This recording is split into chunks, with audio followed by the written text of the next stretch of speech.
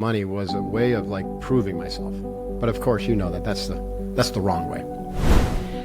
This is over time that you got to this point, that the knowing isn't like our microwave society where I want my answer in 10 minutes, having done no practice, no training, no work, no effort, no anything. Come to the immediacy of the moment and ask yourself, am I in danger right now? What's really wrong? Well, what's wrong is you're uncomfortable. I probably should have trademarked that and started selling as a product. Well, you should have. People are making millions of dollars now. You should have. Wait a minute.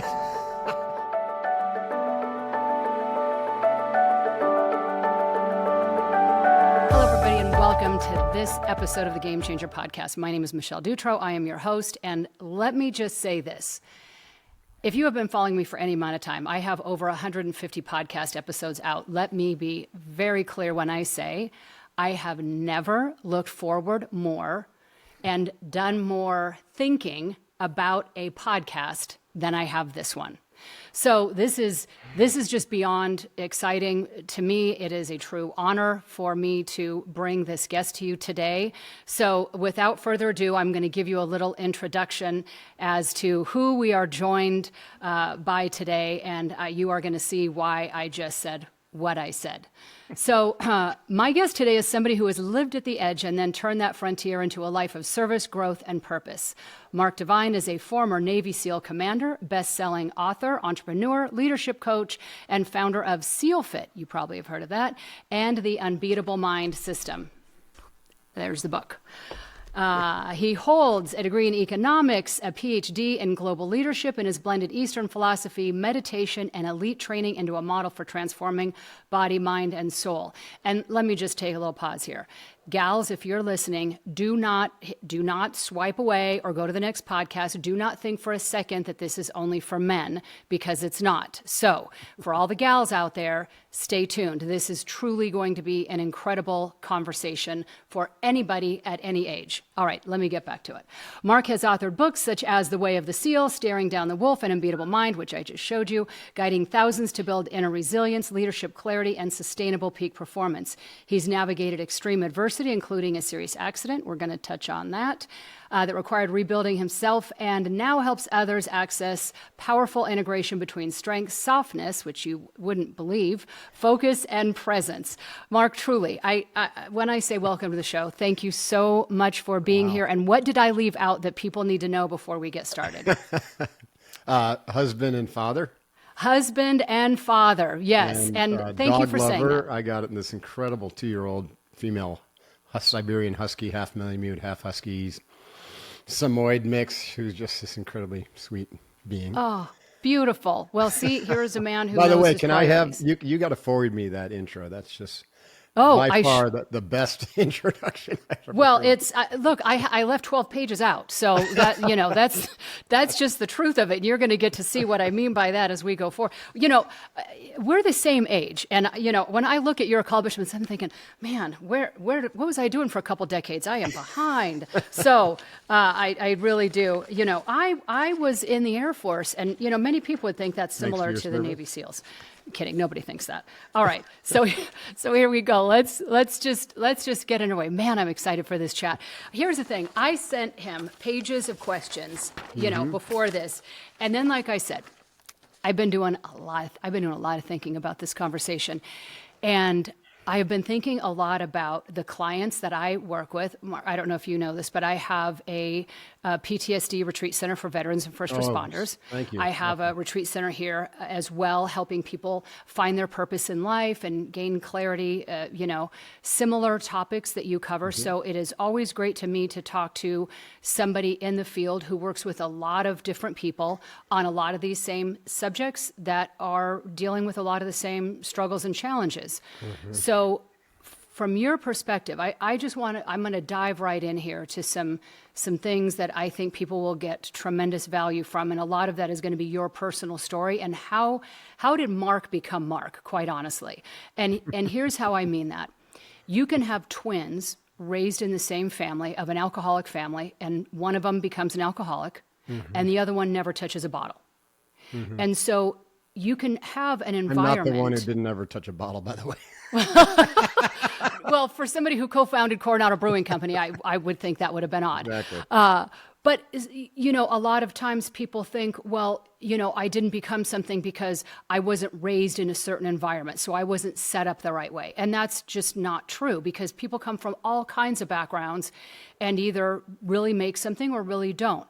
For you, who I would truly define as, and we're going to talk about this in detail, but no matter what you do, you've risen to the top. And you haven't risen to the top. That's not even accurate. You have done everything necessary to succeed and excel in whatever the endeavor is. Where does that come from, do you think, within you? Has it always been in place your whole life? Or were there pivotal moments where you were faced with, I can work my tail off here, I can settle into that's good enough, or I can give up and try something else? What has made Mark Divine along the way to become who you are today? I know, big question, but you're fascinating to me beyond measure. Is this like a 6-hour podcast? I know. We're going to try. I'd love it to be. I tell you that right now. I'd love it to be. But I've done a homework on you, and I couldn't come up with a pinpoint to. Okay, where does that come from? It's not. How did you become you? Well, that's a really good question. I mean, that's like the perennial question. Who am I? Right. Right. I would say it began as a process of deconstructing the story of my childhood. And it happened really quite, well, synchronicity or accident. I mean, they're the same thing. So I had grown up in a small town, like literally 375 people. I mean, if that's not small, I don't know what is. Yep. We didn't have a stoplight. And my family was, like successful because it had a legacy business that was, around from before 1900 actually. So it's one of only like 1,000 businesses left that are over 100 years old. So hand down generationally. So my dad was more of a steward than a entrepreneur. And, but there was a lot of, isms, let's put it that way, in the family. And so you grow up steeped in those isms and you don't notice them because they just become kind of the trauma patterns, as you know, from your work with post-traumatic stress and whatnot. They just become part of your overall being, your matrix, their energy baked inside of you, and the strategies that you have as a youth to deal with them make perfect sense. In fact, they're survival strategies. They're brilliant, absolutely brilliant. But of course, as you get into your adult life, they start showing up as problematic. So one of the ways that my life started showing up problematic, one was in relationships. Like I just couldn't hold on to a female relationship for the life of me. Another was a deep, even though I was, well, let me say it this way. I had a deep sense of lack of self-worth, or lack of confidence is the way I described it. But it was, a sense of not being worthy. I didn't think I was good looking. I didn't think I was smart.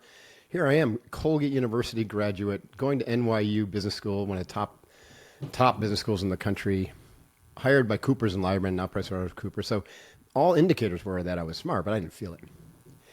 And so, of course, the common overcompensation for that is to overachieve.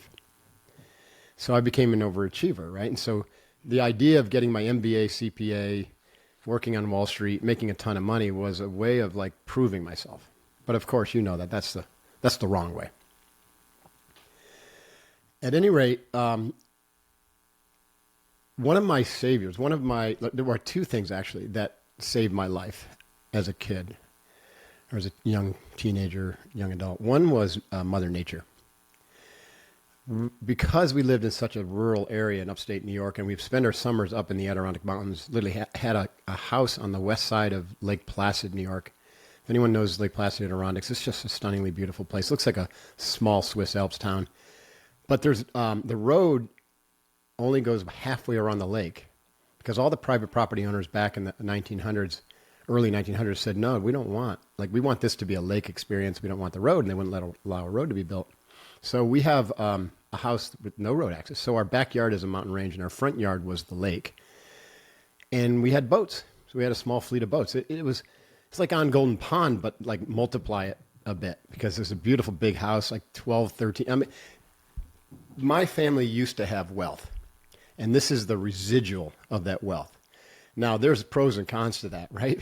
Because my dad had a poverty mindset. He was a steward of someone else's wealth, and he wasn't doing a great job.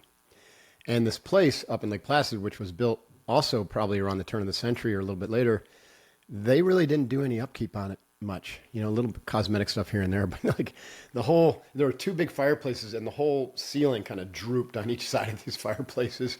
And it was this huge log cabin. Like I said, 13 bedrooms, great room and everything. And the log, literally up until I was probably in my 30s, was packed with horsehair. And that's how they did it back in the day, like glue and horsehair. And so during the winter, you couldn't use it during the winter because the snow would actually come right into the house and land on the tables. And so we had to winterize the house. Anyways, I could digress forever. I'm sorry. I love telling these stories. It was an incredible place. Now, because of I didn't know the strategy, but one of my coping strategies was to escape. And where my escape was from the chaos of the house was outdoors. And so at a pretty young age, first of all, we were always outside. I see memes on social media. Did parents really send their kids out from dawn to dark and say, don't come home until it's dark? Yes, they did. We did. And I used to roam around and get lost in the woods and run up and down the mountains. I had a college friend named Wynn Calder from Harvard who we invented this game. We called it bounding, where we run up Whiteface Mountain, literally passing all the hikers, and they're looking at us like, look at these nuts. We're running up, the craggy trails. Then we would wrap our ankles and our knees, and we play tag on the way down. Like literally flying over rocks, doing, somersaults, almost, killing ourselves. But Mother Nature taught me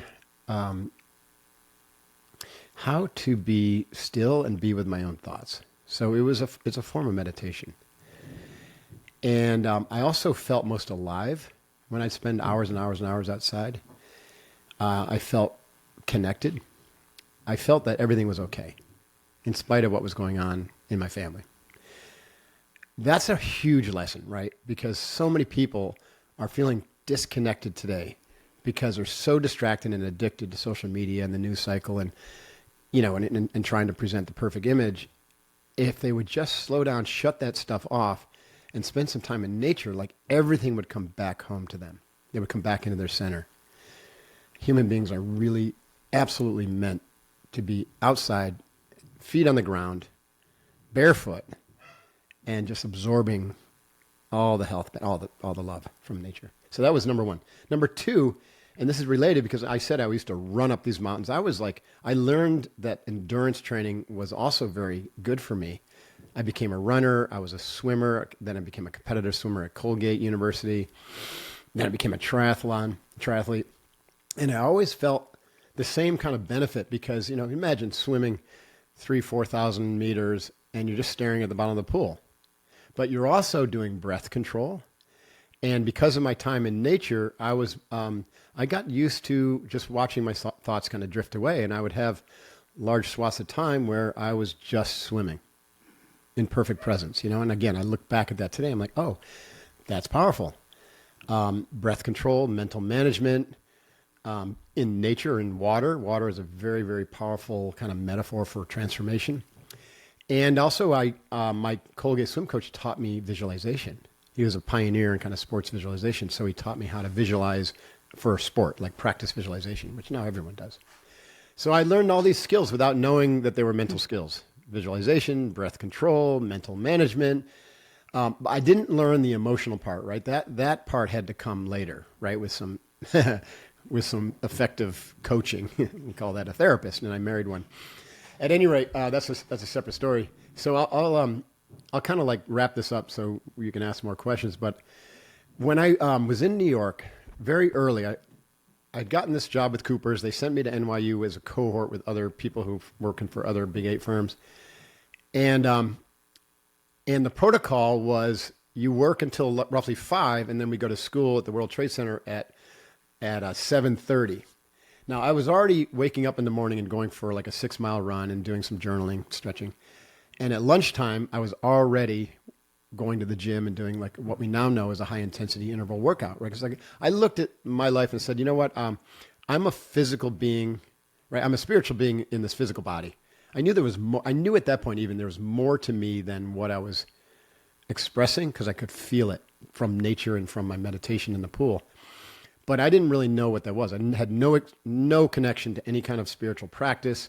My mom was an Episcopalian religious person, so she would drag me by the ear to church when I was younger. But then I was like, no, this is not for me. I don't, I believe that Jesus was like a beautiful person and his teachings are great, but the structure of religion, the thickness of the church experience, it wasn't for me. It is for a lot of people, and I respect that. And it's valuable. But I didn't have any like spiritual practice, guidance, connection. But I just felt like there was something more. And I had some evidence of that. Like, you probably don't know the story because I've never written about it. But when I was 17, my dad asked me to put a massive log onto the wood splitter for him because he couldn't do it. Of course, here's a 17-year-old, never been taught how to deadlift.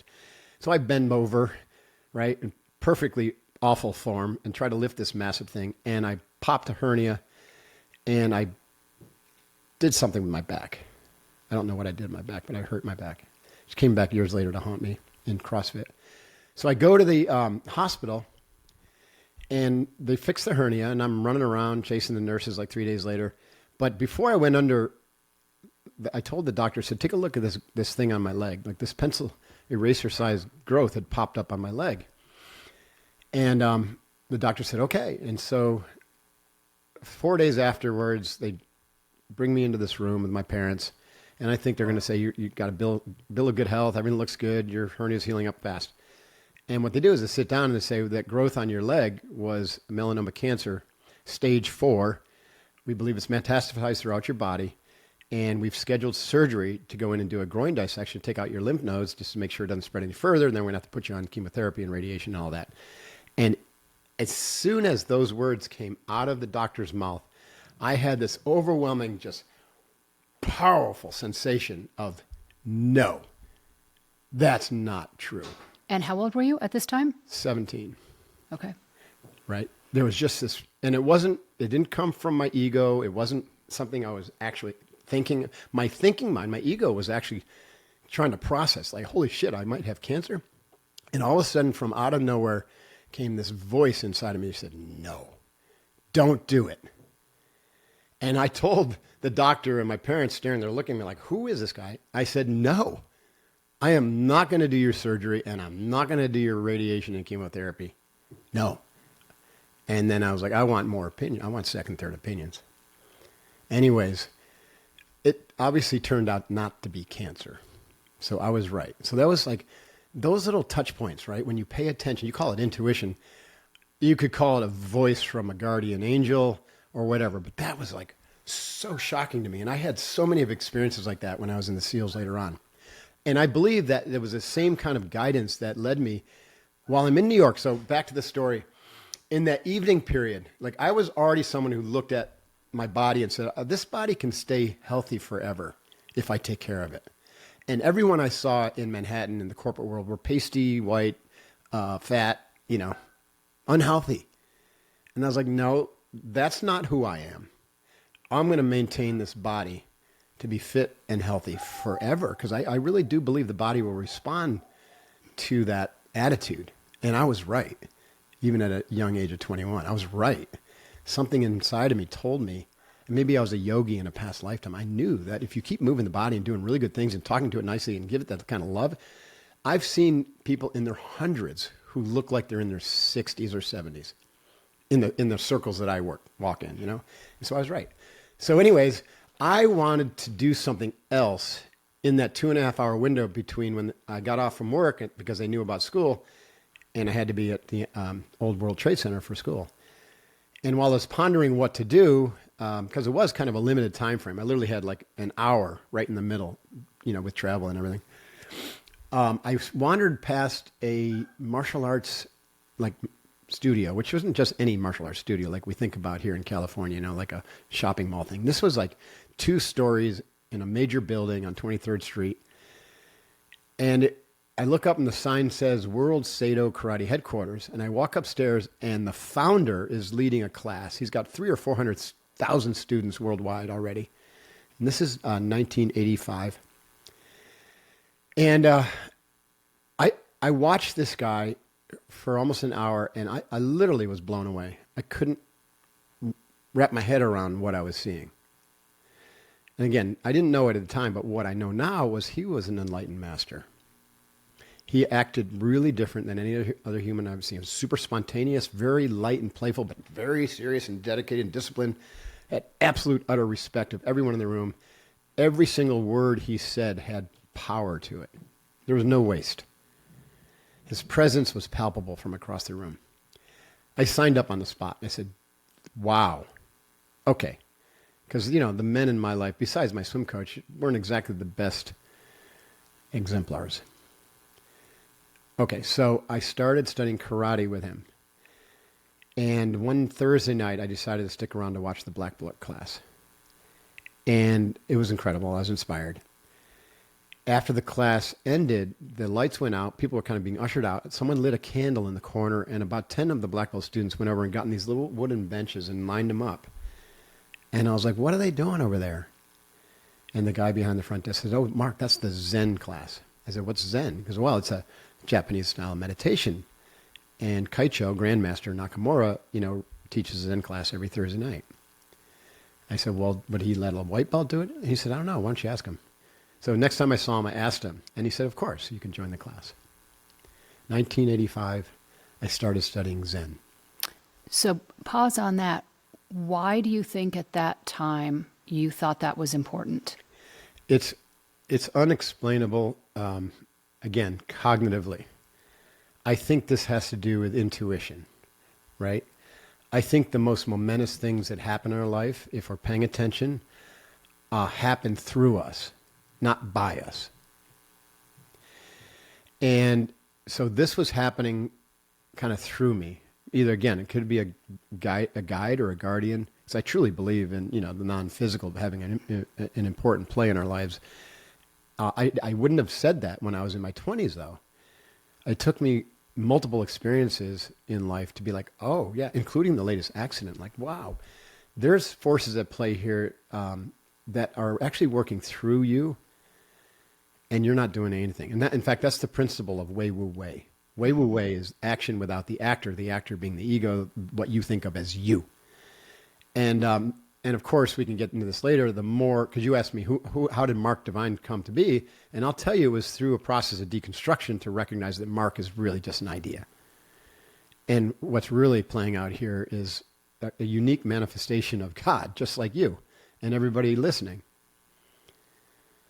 And so to lean into that, you're just like, wow, not only does it give you great responsibility, but also infinite potential and creativity and love and compassion. And so I was just tapping into that. So meditation is a process of deconstruction, whereas everything else you do in your life that's ego-driven is a process of accretion, right? Trying to gain layers to your identity that prop up that identity. So sitting on that meditation bench, it took several months, but I really loved it because it reminded me of the peace that I felt when I really dropped into it when I was swimming, or the peace that I felt when I dropped in. And what I mean by dropping in is getting out of my head and just being radically present with nature. I found that same kind of drop-in peace. And I would come out of those things in this really rarefied state of like time, space, everything was like really thick and still, almost the air was almost electric. And so that was the first thing I experienced. The second thing I experienced was this ability to begin to see my thoughts as separate from myself. This is powerful. Not everyone, I don't know how many people get to experience this place of, I am not my thoughts. Right. Thoughts happen, emotions happen, things happen, but it's not who I am. So this is the practice. Thoughts are not me. Yeah, my mindfulness practice is supposed to get you that, but a lot of people just sit there and think. So the whole point about meditation, there's multiple paths, and I would love to talk through kind of my insights around how to develop the mind. Once the mind is stabilized enough that it can that it can then turn its attention toward that witnessing awareness itself, then you begin to stabilize your perspective there. And from that perspective, you can see thoughts and emotions and the dramas as thoughts, emotions, and drama, but not you. Correct. So that happened to me at 21 years old. And so, but the other cool benefit of that is you get to watch the thoughts and emotions because you're not caught up in the drama. You're just sitting there watching them. You can then say, wow, look at that. And you can start asking better questions like, is that really my thought? Right? Is that story my story? And I looked at this after 6 months of meditation. I was looking at my story in these meditation sessions, and I took it up in the morning now after I got myself one of those little wooden zazen benches. I was like, I'm going to do this every morning for 20 minutes because it's so profound. I saw and I started to see that the story that I was living was not my story. Right. I was not inspired by it. I didn't want to be an accountant, right? I really didn't have any connection to it. I was just doing it because it was a good beginning to a career. I wasn't inspired by finance. I wasn't inspired by making a lot of money even. Right. And so I've often said that the quality of your life is going to be dictated by the quality of the questions that you can answer. Yeah. And if you can ask the question, you already know the answer. And so I started to ask better questions. I said, if that's not who I am, then who am I? Right. And I stumbled upon the dangerous question. Who am I really? Right. And so I would ponder that. I'm like, if that's not my story, who am I and what am I supposed to do? In other words, what is my purpose? Because I didn't feel, I had an existential like midlife crisis at 21 years old. Because I said, holy shit, I'm barreling down this path to be an MBA, CPA, money man, probably maybe even go back to the family business. And none of that was what I was supposed to be doing. And don't you think that is, you have just described the majority of everyone on this planet, is that we are just busy being busy. Busy being with busy. zero time of reflection or observation of our thoughts, sitting in observation of why do I think what I think? Why do I believe what I believe? How did I get here and why? Whose choices are these? Whose choices are these? And you can see the entire setup, societal and cultural setup and government setup is basically to keep you away from asking those questions. And now social media, and now wait till they start plugging people in, right? With Neuralink or whatever it's going to be. Agree completely. More, basically you're trapped. You're not free. You're not, in fact, people say, do you believe in free will? And I said, no, but yes, you have free will when you wake up and you see that your entire life has been designed for you and shoved down your throat. All the belief systems, all the stories you tell, all your habits and trauma patterns, it's all training. Even the idea of who you are. Like, I'm not Mark. I came into this world as a blank slate. It was my parents who called me Mark. Right. And it was my parents who told me I was Christian or Episcopalian. It was my parents who said that I was a business person and not a doctor. Boy, when I joined the SEALs, by the way, that freaked everybody out because military people were for people, was a profession in upstate New York, blue blood territory for people who couldn't make it in the real world. Right. According to my parents. Total bullshit. Right. So sitting on that meditation bench showed me that. That was like phase one. Was to give me this experience that I'm more than my story. And so I started asking better questions. If not that, then who am I? And I didn't get an immediate answer. So I had to ask, well, what about if I started with what do I like and dislike? And so I started going through about my current life, and I didn't have much that I liked. I didn't like being in a suit. I didn't like working in a cubicle. I didn't like working inside. I didn't like working in the big city. I didn't like most of the people I was working with. I didn't like the hierarchy. I didn't like the ego. Wow. And yet here I am spending the bulk of my day doing all this stuff.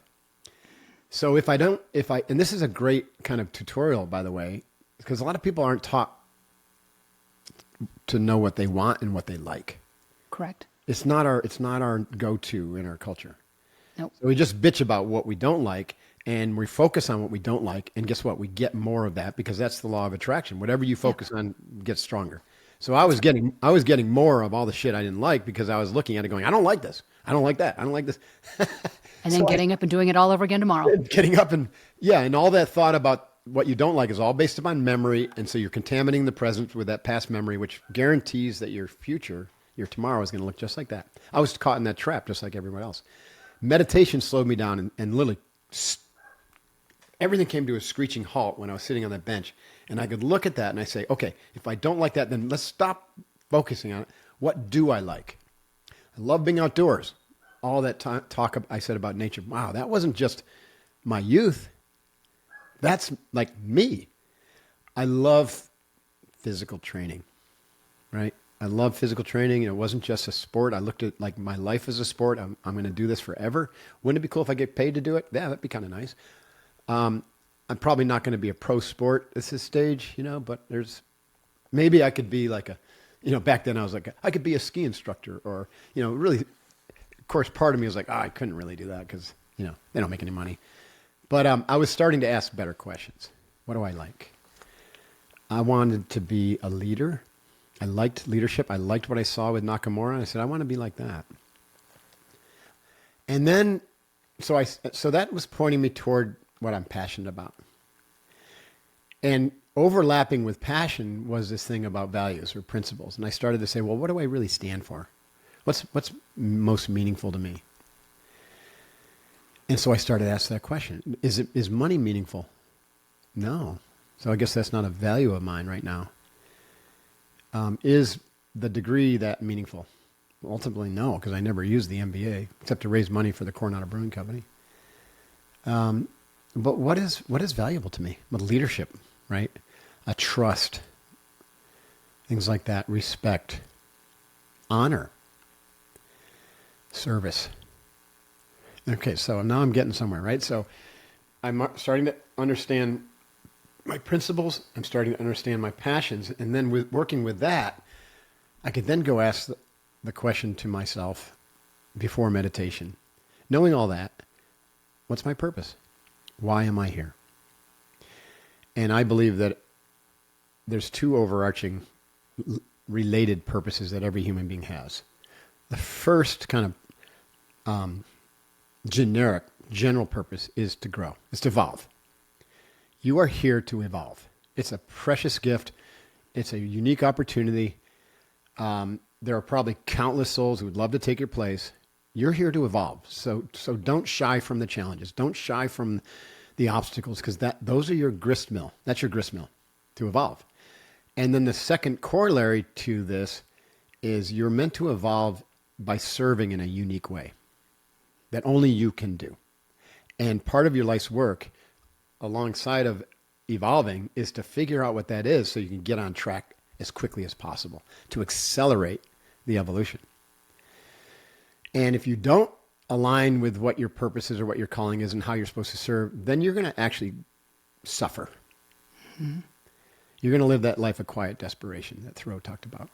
And a lot of people are there. And it's part of my mission and yours is to help them out of that rut. Yep. Because we've seen how incredibly powerful it is to align, to understand, or to evoke, or have your purpose be revealed to you, and then to align with it, even if it's scary. And then you get into this perpetual flow state where everything seems easy and everything starts to line up for you. Look at, like you ask, how did I accomplish so much? Well, because I found that flow early when I asked the question, what's my purpose? I got back answers when I was in meditation, when I dropped into that kind of non-dual void space of total pure presence, which is non-personal awareness, beyond Mark. Mark wasn't involved. I would come back with a feeling and a knowingness. It's not like a voice like I heard, around the cancer thing. And that was telling me that I was a warrior. Mind you, when you ask about your purpose, you're looking for archetypal energy, not a career. Right. Right. I didn't, have insight that I was supposed to be a Navy SEAL admiral or something like that, because if that had been it, we wouldn't be talking right now. All the important stuff that came out of me being a SEAL was so I could teach. Right. So teacher became the archetypal energy after warrior. And these energies can link. Warrior's still there in me, but teacher is now dominant. So then when I had that feeling come out, and I had to sit with it for several months because it kept coming back. I was like, okay, I guess I'm supposed to be a warrior. Now I'm getting somewhere. I'm understanding what my likes and dislikes are. I know what my values are, at least a rudimentary beginning version of that. I'm pretty sure I know my purpose to be a warrior. Now how? How am I supposed to? It's kind of like the ikigai concept of Japan, right? Mm-hmm. At the center point of like what the world wants, what your capacity is, what you're passionate about, and what you can get paid for is like a career or a profession. So, but I never asked that until I was clear what my purpose was, which was to be a warrior. So then I started to ask, how am I supposed to be a warrior? Mind you, now I'm like, this is several years into the practice now. So I'm about 23. And I wasn't thinking about anything to do with the military. I had a bad association with the military because my father was in the 11th Airborne in Germany for just 2 years. And he hated it because he didn't think he was supposed to be there, but he was, because he drove his car drunk into a fraternity house. And the judge in Schenectady, New York, is at Union College, basically gave him an option. It's common. Go to jail or go to jail. B, join the Army. Yep. I don't know if they still do that, but he chose B.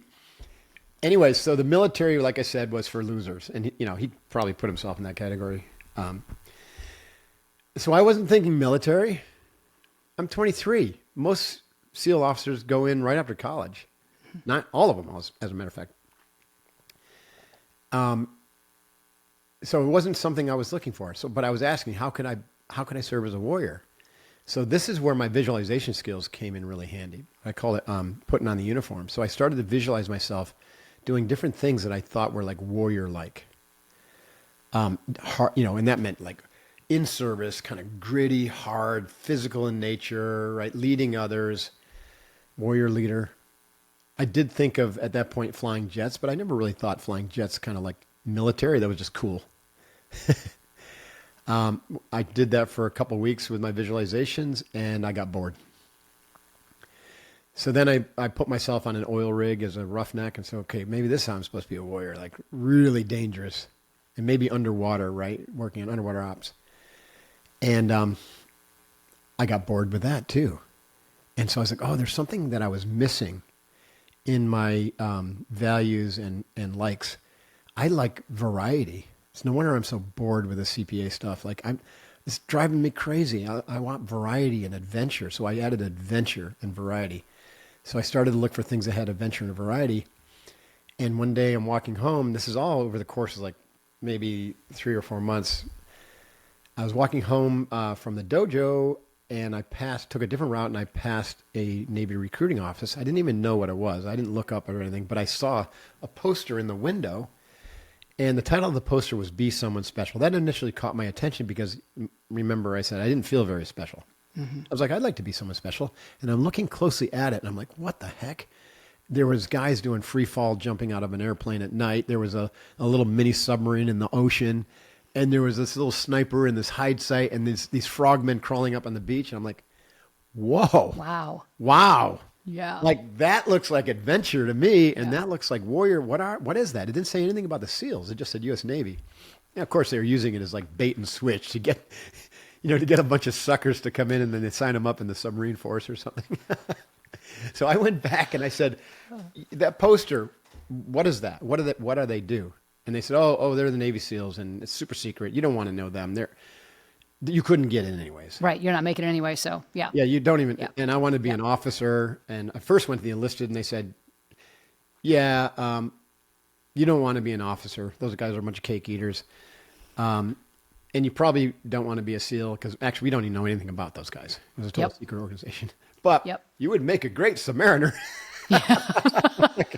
No, thanks. That's not adventure. So I finally found an officer recruiter who would back me, put in a package, Nick Philippone. Thank you, Nick. And that became my what to my why, right? My why is to be a warrior and a leader, and my what was to be a Navy SEAL. And I just was like, that's it. There's nothing else. And so at that moment of choice, everything shifted for me. The entire story of my childhood, of the constructed ego, the patterns of thinking, all of that, I was like, not that, this.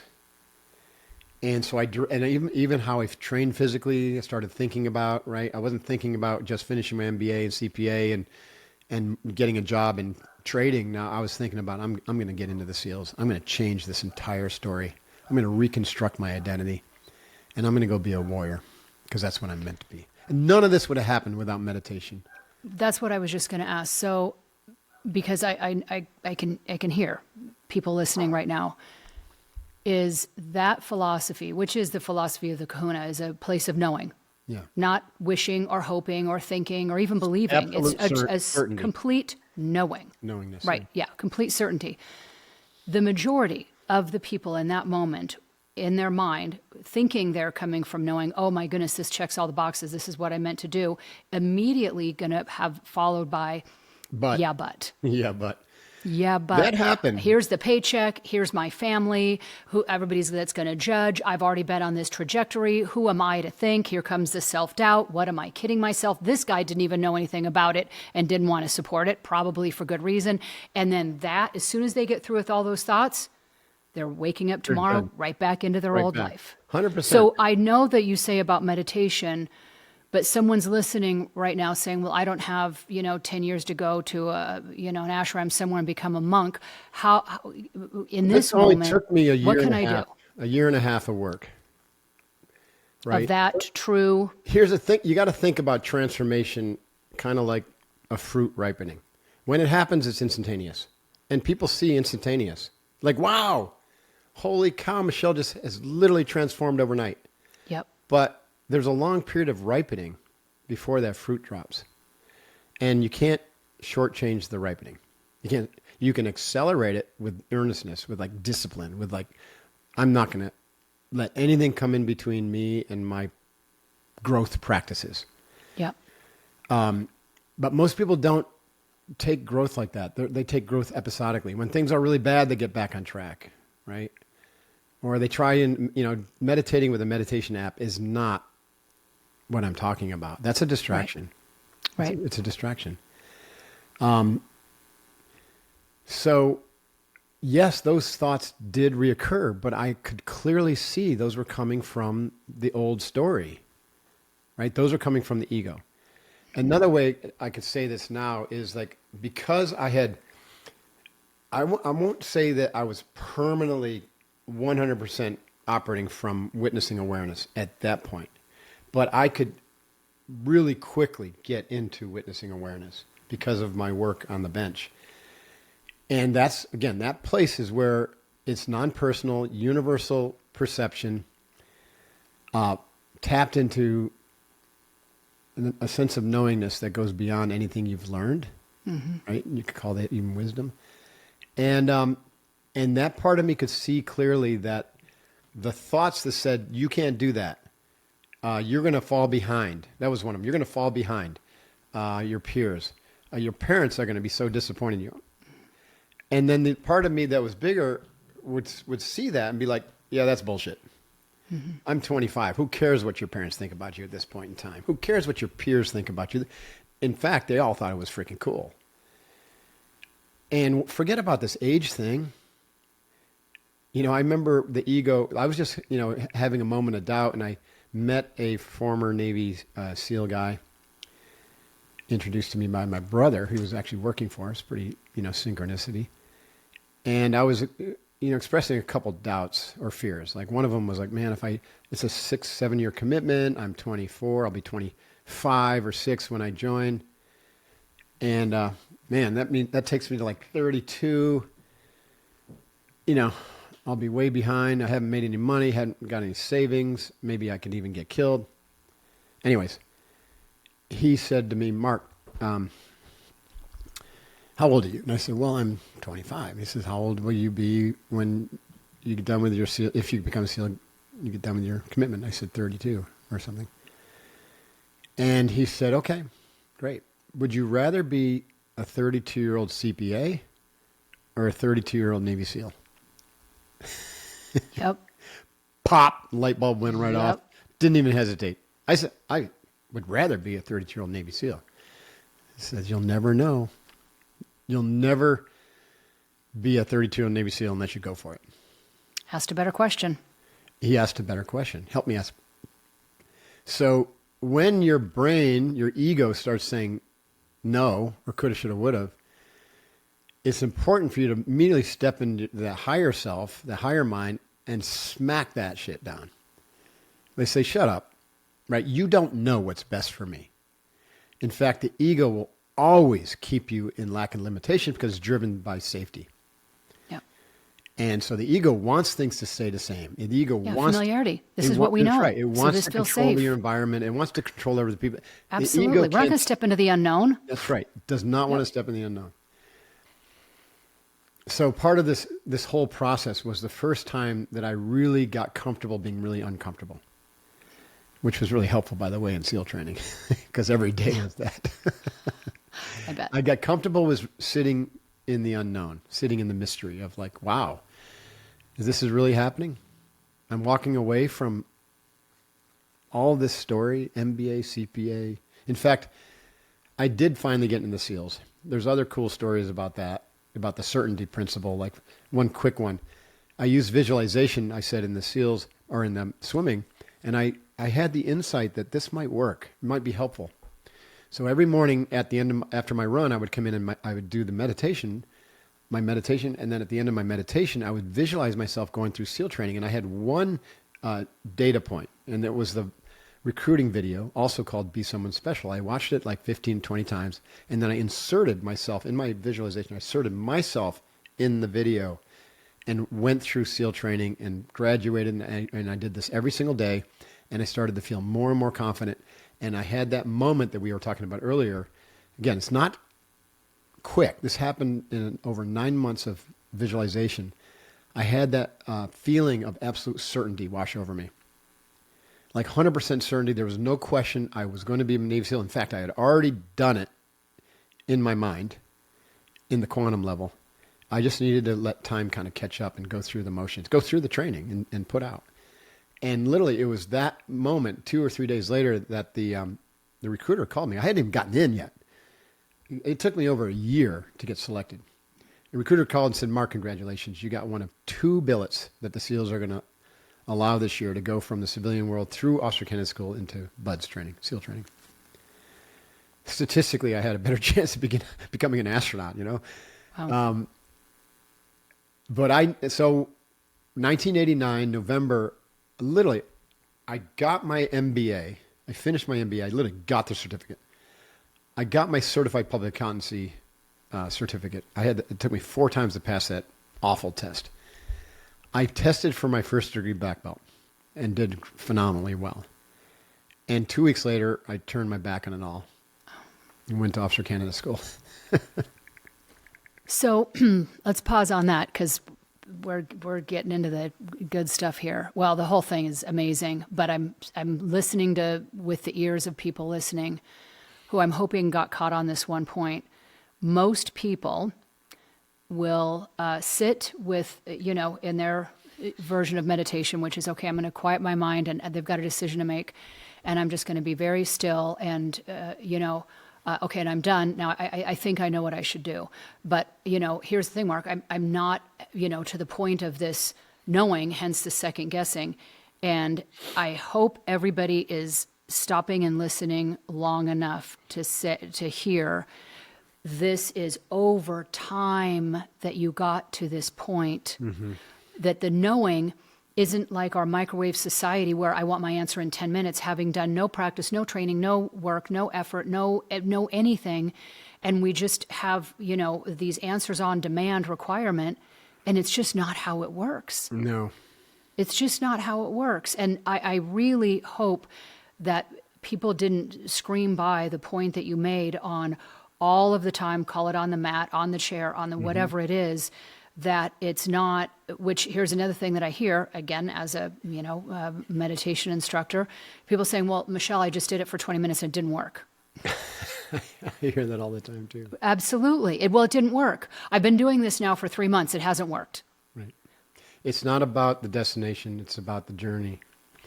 And I think there's a few reasons why people really fail with meditation. One is the distraction. And so their minds need to be entertained.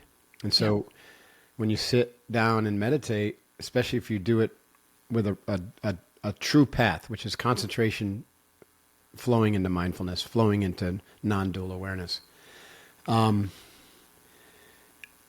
their minds just get, that's why they call it the monkey mind. Their minds just get really and bored. Bored. They call that hot boredom. Yep. And they just get really uncomfortable. And there's a lot of agitation. The body is not in a restful place.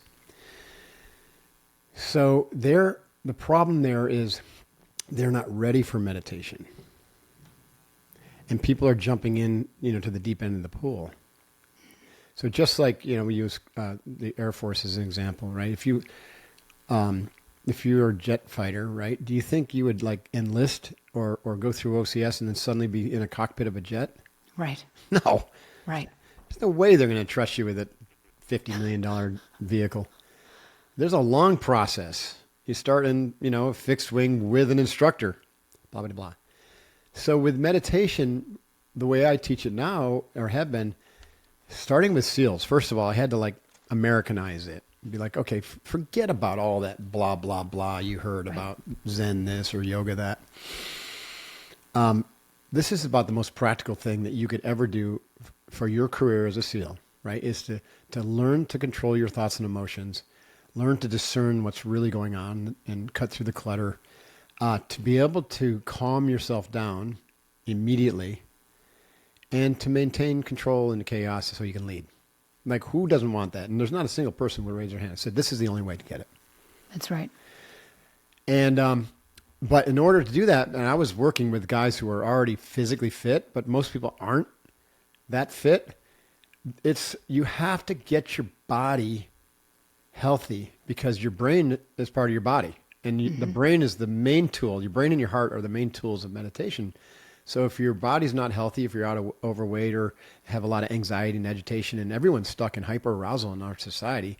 Hyperarousal is when you're so distracted and so busy and everything's going so fast and you haven't learned mechanisms to control your arousal response and to activate your parasympathetic nervous system, usually through breath work, then your parasympathetic pathway atrophies. Yep. It doesn't know how to turn on anymore. So you're in a state of hyperarousal, which becomes your new normal. You can't see it. You don't know, but you're always anxious.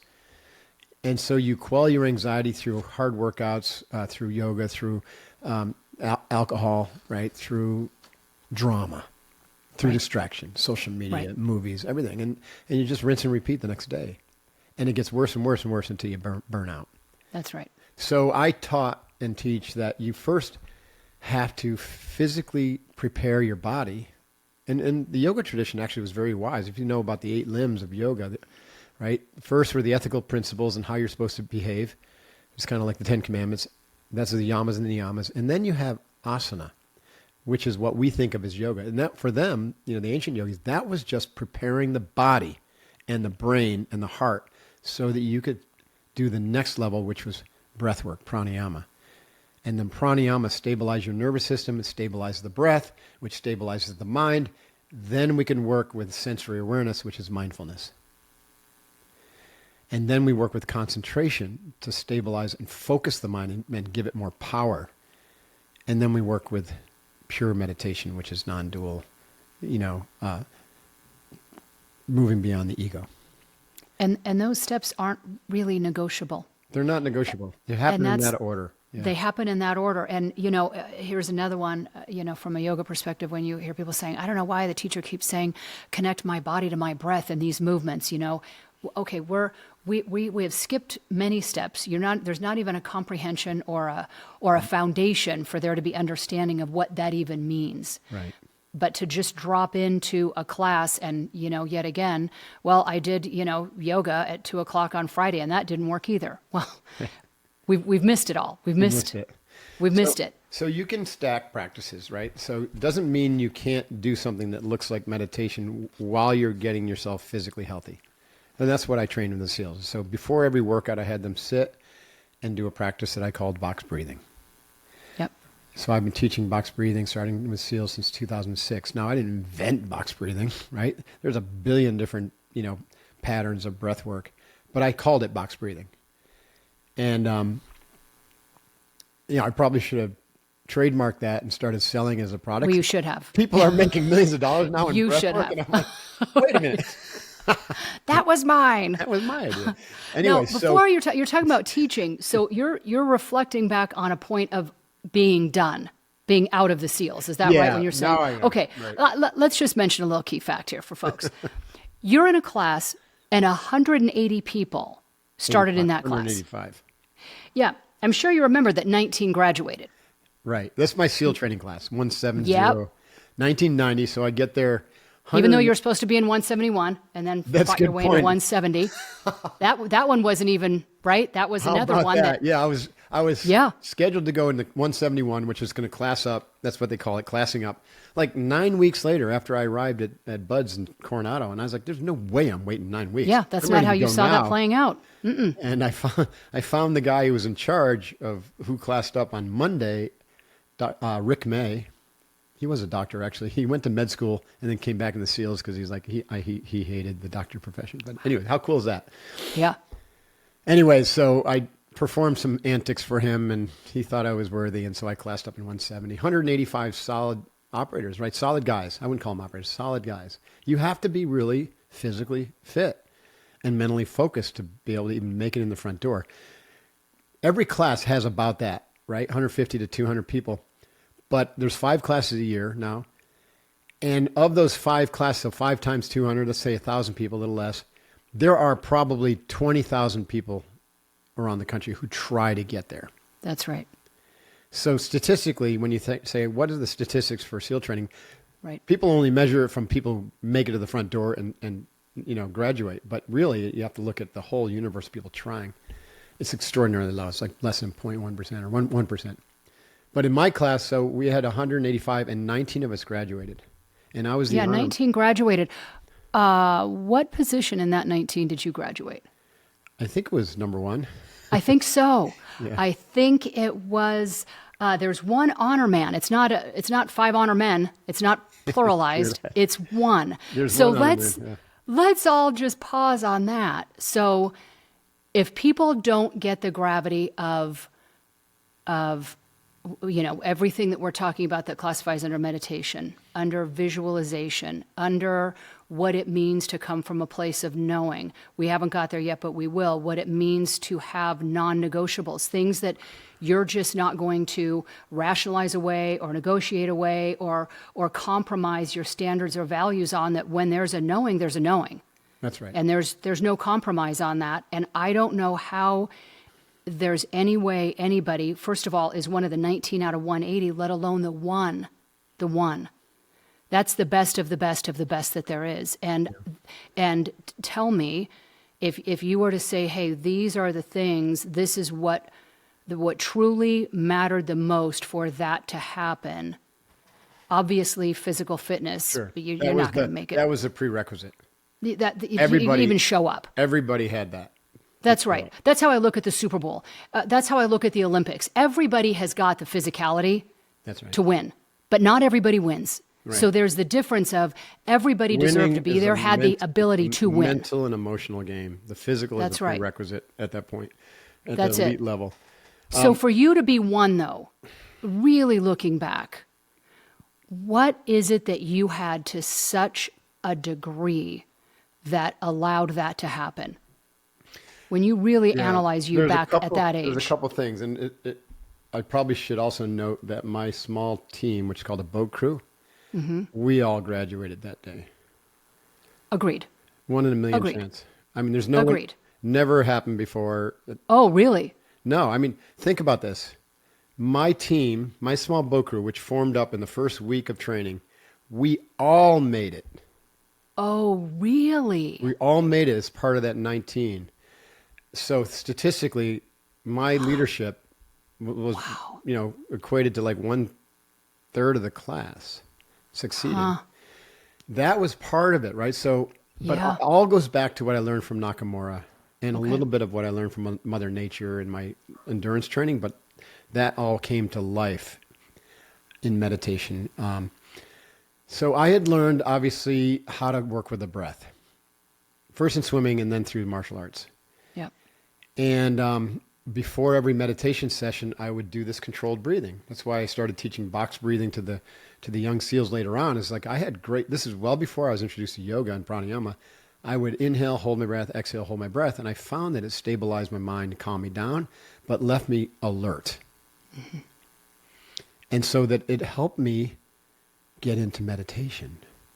So that's a practice of arousal control, right? What I was doing was massaging my vagus nerve. This is all, I just didn't know any of the science back then. Right. Massaging my vagus nerve, activating the parasympathetic process.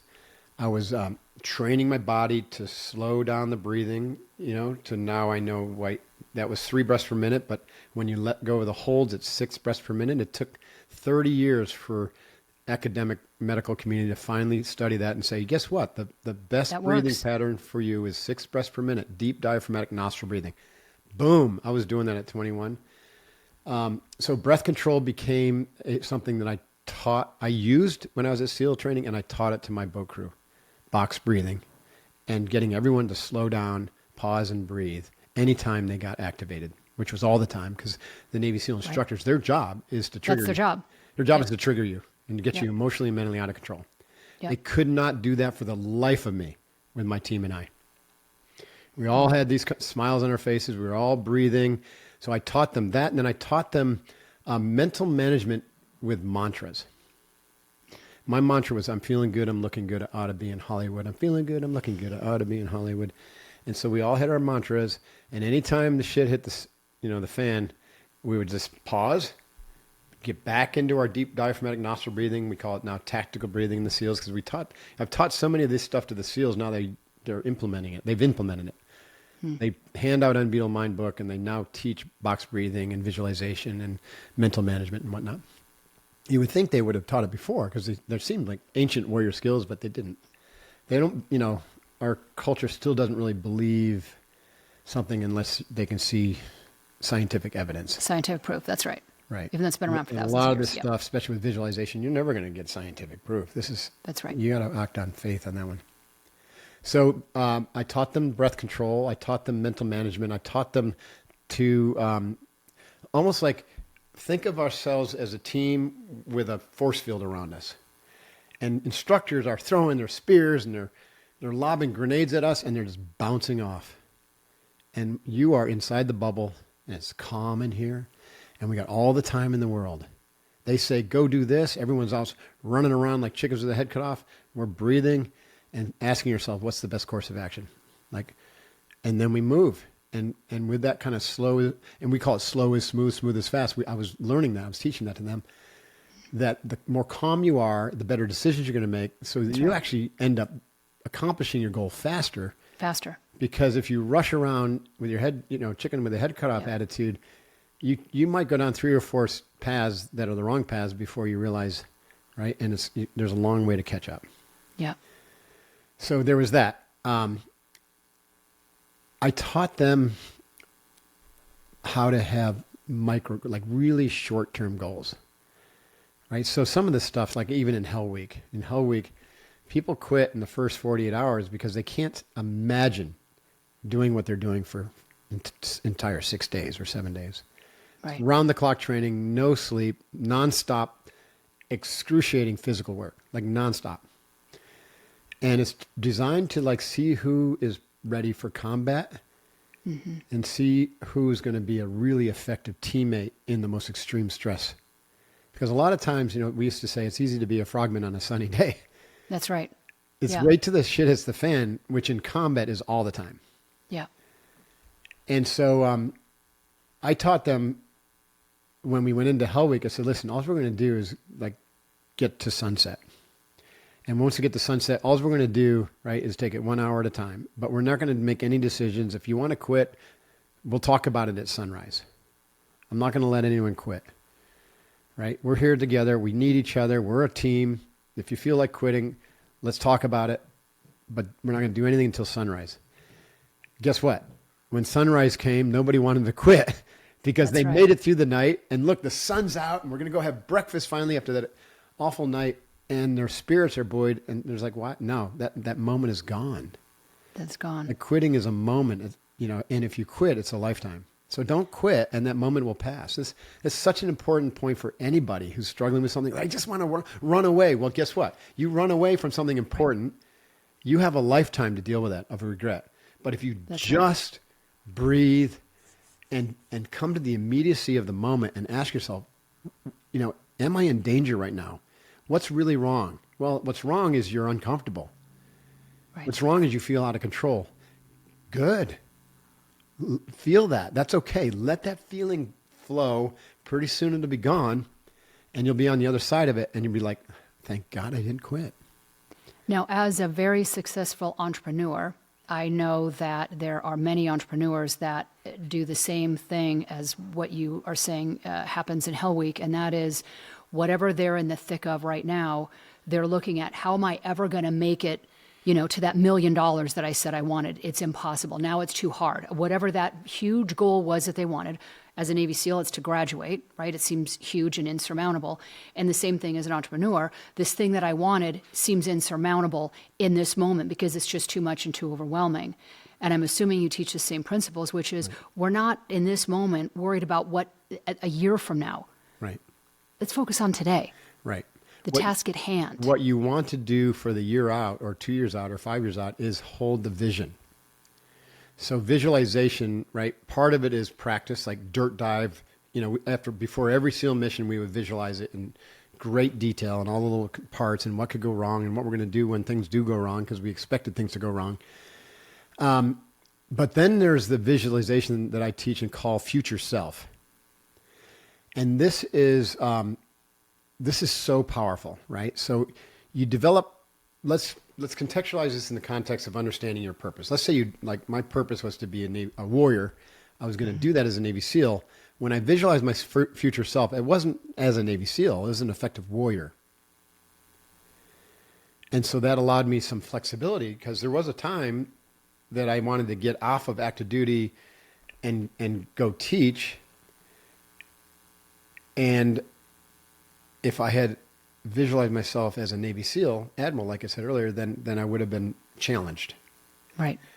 So this is the fourth of these skills, these 4 skills I talked about. Breath control, which is arousal control, keeps you calm. And then mental management, right? With positive dialogue, positive self-dialogue, positive dialogue to your teammates. And, every time you say something good to your teammates, you're leaving a carbon copy of that positivity on yourself.